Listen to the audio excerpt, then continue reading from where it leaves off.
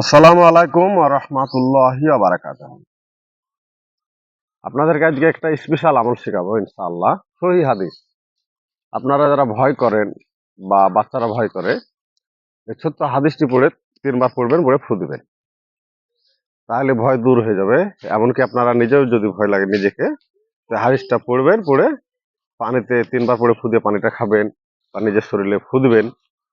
শুধু তাই না, এমনকি হয়তো কোনো সময় আপনি একটা আজব আকৃতির মানুষ বা প্রাণী বা যাই কিছু হয়তো দেখতে পাচ্ছেন, হয়তো জিনের কোনো আকৃতি নেই, সে আপনাকে ভয় দেখাবার জন্য রাত করে।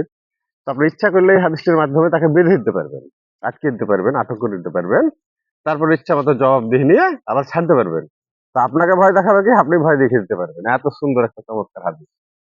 কিন্তু আমল করতে হবে আপনার মগরবে ৩ বার আর ফজরে ৩ বার। হ্যাঁ, ৩ বার ৩ বার করে পড়তে হবে ডেইলি।